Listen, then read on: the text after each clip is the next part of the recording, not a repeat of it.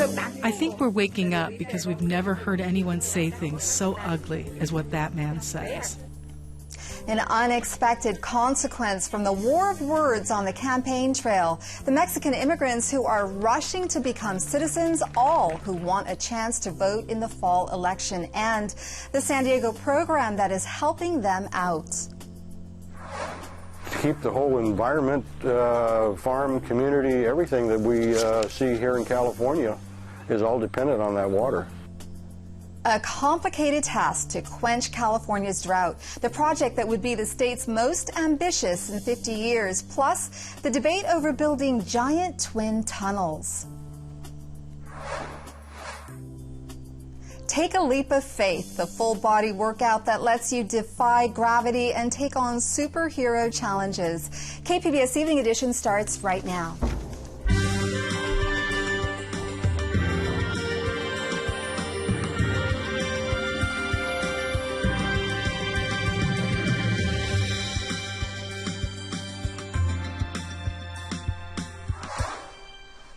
Good evening. Thanks for joining us. I'm Amitha Sharma. The Tijuana police chief resigned last month, blaming a perverse media campaign. This was one day after PBS NewsHour ran a KPBS story about the department's strategy of flushing homeless migrants from the Tijuana River Canal, where hundreds of them sleep. KPBS Fronteras reporter Jean Guerrero says the new police chief is continuing the policy. Just one block from the Tijuana River Canal, migrants lined up to get a plate of free food from a local nonprofit. Among them was Jose Alberto Zavala, a homeless migrant known as Chapo for his short stature. We interviewed Chapo for our last story on police raids of the Tijuana River Canal. He says the new police chief has increased patrols of the canal. They're up there like this. Do you see anyone up there right now? No, right? Because the police are patrolling. Police arrest migrants they find in the canal, putting them in jail, in rehab, or on buses out of town. Migrants trying to escape the police run across adjacent highways and are sometimes hit by cars. Chapo says just the other day he was nearly hit while sprinting across the highway trying to flee police. I ran because the police were coming after my bones. He says he was taken to jail on charges of violent assault, and that a judge told him he'd go to prison for 3 years once the person he assaulted showed up to testify. But who was going to show up? The person I assaulted was invisible. I didn't assault anybody. He says he was released after 3 days. Tijuana's new police chief did not respond to requests for comment. The former police chief has said the city wants to remove migrants from the canal because they commit crimes and hurt tourism. Jean Guerrero, KPBS News. Taking a closer look at the man leading security efforts on the border, the Commissioner for U.S. Customs and Border Protection sat down for an exclusive interview with KPBS News. He explained why he doesn't think Donald Trump's proposed border wall is feasible, among other things. Jean Guerrero joins us once again to share his take on border security. Gil Kerlikowske has said there's no future for a 2,000-mile border wall between the U.S. and Mexico, as Donald Trump has proposed. I asked him to explain why. Anyone who's familiar with the southwest border and looks at the range of mountains, rivers, desert, would clearly see that an attempt to build a wall would be very, very difficult, incredibly expensive. We have 600 miles of fencing of different types now. It is very expensive to maintain that fencing. Earlier this week, a panel of law enforcement experts published a report saying Kerlikowske's agency is vulnerable to a quote-unquote major scandal because it hasn't increased the number of internal corruption investigators from 200 to 400 as recommended. Kerlikowske says it will take 2 to 3 years to reach that goal because of the need for funding and approval from Congress. So there's a lot of building to do, and we're very intent on meeting a goal of being up to at least 400 personnel, but it will take us a little while to get there. For a full-length interview with Kerlikowske, go to kpbs.org. Jean Guerrero, KPBS News. The only surviving participant in the Paris attacks was captured today, ending a 4-month manhunt that stretched across Europe. Salah Abdeslam was shot in the leg before police arrested him in Brussels, where he grew up. Authorities believe Abdeslam was pivotal in orchestrating the Paris attacks in November that left 130 people dead at a rock concert, the National Stadium, and cafes. His arrest today during a raid was announced via a Twitter message from a Belgian minister that read, quote, "We've got him." Secretary of State John Kerry called the Islamic State's mass killings of Christians, Yazidis, and Shia Muslims genocide. KPBS reporter Megan Burke says Iraqis in San Diego have been pushing for the designation since 2013. Secretary of State Kerry's announcement came days after representatives from the State Department met with Iraqi Christians in San Diego. They were gathering evidence from groups here and in other cities to help make the determination. Mark Arabo of El Cajon has been pushing for the U.S. to protect religious minorities from ISIS. He said he's been gathering video and testimony with the assistance of people on the ground in the Middle East. The main thing we're focused on now is getting action, making sure we act on the information we have to see what we could do to end the genocide and to save as many lives as possible. The genocide designation does not require U.S. action, but could force the issue in an international court.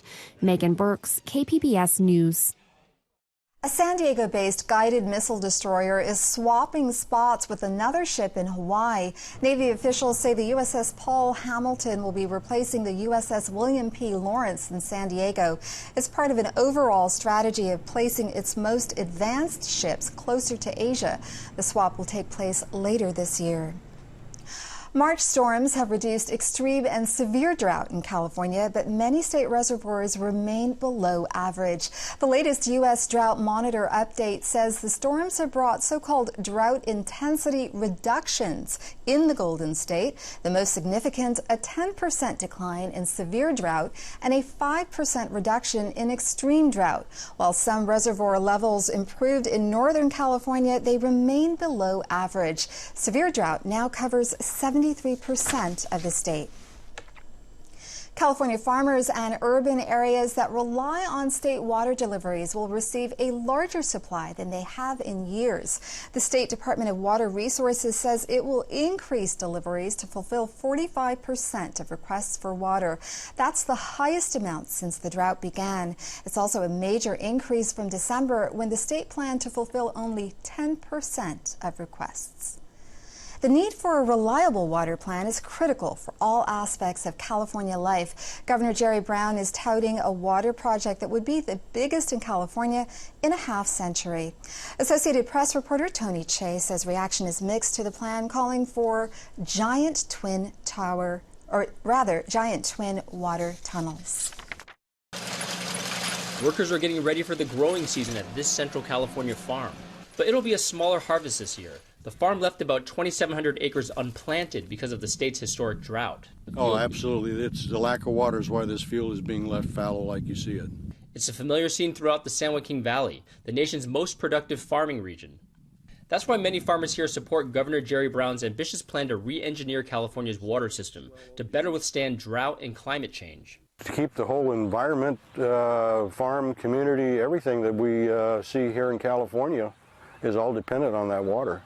About 2/3 of state residents get their water from the Sacramento-San Joaquin Delta, where powerful pumps funnel water to central and southern California. But officials say the system is unreliable, inefficient, and harmful to native fish that are disturbed by the pumping. We have an opportunity here to make an investment that will both improve the way that we manage our natural resources and sustain our economy, and it's worth the investment. The project calls for building 2 massive 35-mile-long tunnels to divert water from the Sacramento River and transport it under the delta to canals that send the water south. Ultimately, it's something I believe the state has to do. If they don't do it now, they will look back one day and go, wow, we really should have done that. But the Brown administration faces many obstacles as it tries to win approval for the nearly $16 billion project, including convincing local water agencies to help pay for it. But right there is beginning to push a little. Farmers in the delta where the tunnels would be built say the construction would disrupt farming, traffic, and tourism for years. They also fear the project would reduce freshwater flows in the delta and worsen its water quality. It'll create no new water. It will just extend the water wars that have occurred in the past, and we need to bury it. We need to kill it. What I have right here is a jar of delta smelt. Environmentalists and biologists are worried about the project's impact on native fish such as the endangered delta smelt, which has declined sharply during the drought. It has potential to be a good thing, but it also has potential to do additional harm to the native fish. So we really have to figure out what's going to work and what's not going to work and really get it settled. A complicated task as California seeks a reliable water supply for its thirsty cities and farms. Terry Che, Associated Press, Fireball, California. San Diego enjoyed another sunny day. Heather Waldman says warm temperatures and sunny skies will continue this weekend in tonight's KPBS weather report. It was another beautiful and warm day in Central and Southern California. That weather continues as we go through this weekend as well. I'm meteorologist Heather Waldman. We're getting closer to the weekend.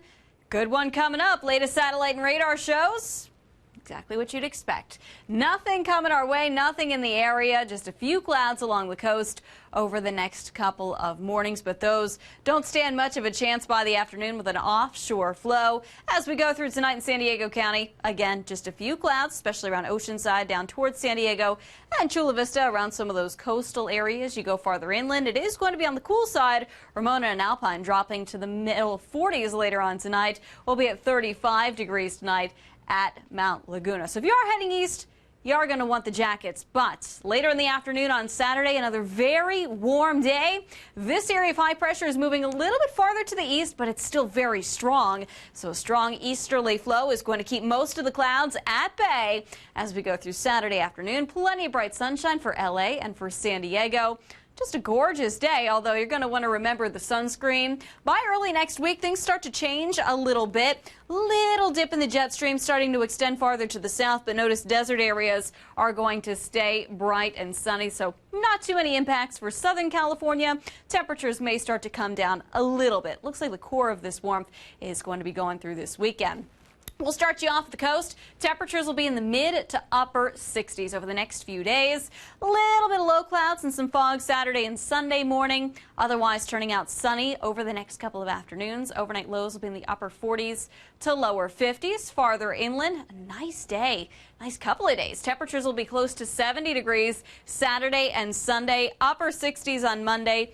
Beautiful sunshine throughout the day. Partly to mostly sunny Tuesday and Wednesday as well. Highs will be in the mid to upper 60s here. Into the mountains, it is going to be a little bit cooler. Highs will be in the low 50s by the time we get to the middle of next week. Again, that little dip in the jet stream helping to bring in some relatively cooler air as we go through the next couple of days. But enjoy this weekend. Great weather for some hiking, although the sun is getting stronger, so don't forget the sunscreen. If you're going to be out for more than half an hour or so, you can get sunburned pretty quickly, especially if you have fairer skin. Now into the deserts. This is where the real heat is built in. The ground very dry. It heats up very quickly. Low 90s Saturday and Sunday. A little bit more comfortable by Tuesday. High 78 degrees. Little bit of sunshine, some clouds continuing to mix in over the next couple of afternoons. Heather Waldman, KPBS News. California farmers could be facing an agricultural disaster due to the mysterious decline in the honeybee population. Bees are used for pollination of the crops. There are now about 2.5 million honeybee colonies in the U.S. This is down from 6 million decades ago. The cause may be pesticides and other diseases. Scientists are experimenting with breeding bees that are more resistant to diseases and parasites. President Obama moves to fill a vacancy on the Supreme Court. 5 candidates are running for city attorney, but 2 Democrats have a big advantage so far. And North County developers are taking different paths to win approval of big projects. That's on the Roundtable tonight at 8:30 here on KPBS. The back and forth rhetoric over President Obama's pick for the next Supreme Court justice continues in Washington. He defended his choice in an exclusive interview with NPR's Nina Totenberg. He also explained why he selected the white Caucasian male candidate on his shortlist. Your base, some of them quietly said, you know, everybody on that list, except Merrick Garland was a minority or a woman, some of them were both. You picked the oldest person by far, the only white guy, and he's sort of a centrist liberal. He's not, you know, he's not going to. This is our shot to really change the debate at the Supreme Court. What do you say to those folks? Well, first of all, what I would say is take a look at the appointments I've made since I've been President of the United States. I've appointed as many African Americans to the circuit court as any president ever, more African American women on the federal courts than any other president, more Hispanics, more Asian Americans, more LGBT judges than any president in history. We actually now have a majority of women and or minorities on the circuit courts, something that's never happened before. So my record of appointing a judiciary that reflects the country is unmatched. When it comes to the Supreme Court, I've appointed 2 women, 1 Hispanic, and in each case, the good news is that I appointed the person who I absolutely thought was the best person for the job. In this case, Merrick Garland is the best person for the job. You can see the complete interview online at npr.org. The California primary may be more important than you think. If Republican frontrunner Donald Trump does not nab the necessary 1,237 delegates to secure the nomination before June, then California voters will play a key role. Political analysts say if this happens, it will be the first time the state has played a major role in a presidential primary since 1972. Process. Usually we're the tail wagging the dog, we're at the very end and we don't make any difference. This time around could be substantially different because in order to amass the number of delegates, particularly on the Republican side, that are going to be needed in the conventions, it looks like they're going to need California to make that happen. 172 delegates are up for grabs in California. Current frontrunner Donald Trump needs about 94 to retain the Republican nomination. The presidential elections have sparked unprecedented interest among Mexican immigrants in San Diego. Many say they're rushing to become citizens. KPBS Fronteras reporter Jean Guerrero says they want the chance to vote against Donald Trump. The Congress. The Congress. El Congreso. The Congress. Lucero Martinez is helping her mother, Eufrosina, practice for the U.S. citizenship test. Eufrosina doesn't speak English, so Lucero is helping her learn the answers to the citizenship test questions in both languages. The family immigrated to the U.S. legally in 1999 from Mexico. Eufrosina, who's 66, has been eligible for citizenship for more than a decade. But it wasn't until a few months ago that she decided to take action. The reason? Donald Trump. That man, I don't know, it's like he discriminates against all of us people who are Hispanic. Eufrosina's not sure who she's going to vote for yet. She just doesn't want Trump to win. Trump has proposed building a 2,000-mile wall between the U.S. and Mexico and deporting millions of immigrants. He's called Mexican immigrants rapists and criminals. Eufrosina's among a rising number of immigrants in San Diego rushing to become citizens so they can vote in the coming elections. In response to the demand, a program called Cultivando Liderazgo is training students to help their parents and other community members. Lucero is a student at Cal State University San Marcos, where Cultivando Liderazgo workshops review the content of the U.S. citizenship test, as well as a sort of crash course in U.S. history and politics. Lucero says she's eager to learn, to help her mother vote against Trump. She completely hates him, so I think we all do as, Latinos, Hispanics, that maybe he kind of says that we're not working, we're not, basically the opposite of actual. Lucero became a citizen 6 years ago and, like her mother, plans to vote in the November election. I'm kind of leaning towards Clinton just because, we never had a woman in the House, so I'm kind of, interested of what her perspective could be, Arcela Núñez is the director of the National Latino Research Center.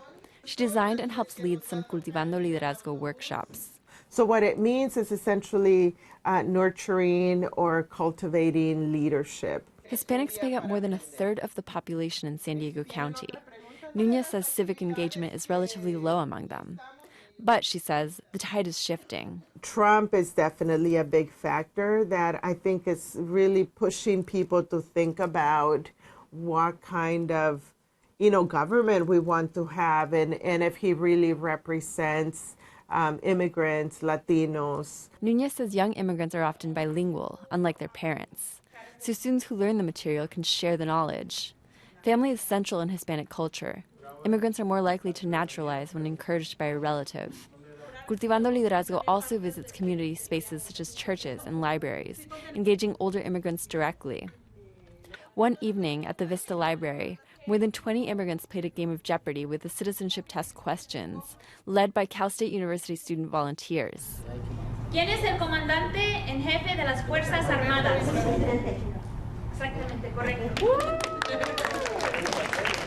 One of the regulars here is 75-year-old Concepcion Alvarez. She colored in a map of the country to help her remember the names of certain border states. She's lived in the U.S. for 50 years, but never gave citizenship much thought until now. I think we're waking up because we've never heard anyone say things so ugly as what that man says. By that man, she means Trump. She says she encountered discrimination from the moment she arrived in the U.S., but that back then she didn't mind.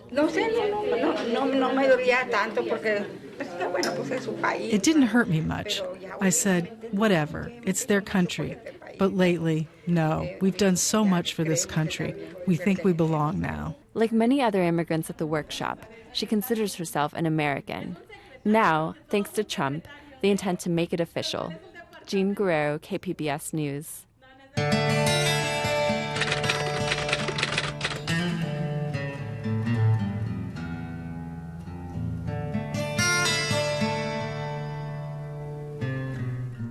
It could be a whale of tale at the San Diego Natural History Museum.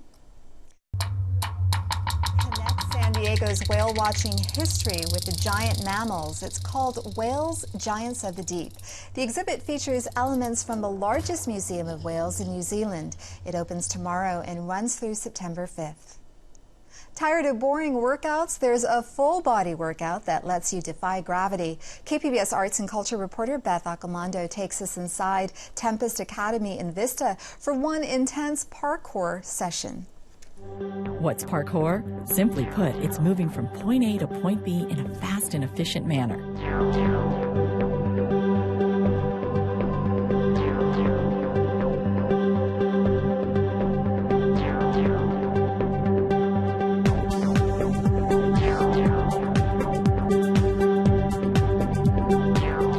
There's actually a technique of how to overcome obstacles in front of you. If you say you have a wall, you have a small wall, a tall wall, if you need to go under a bar, there's actually proper techniques. So if you didn't know that technique and you were to race me, I would beat you.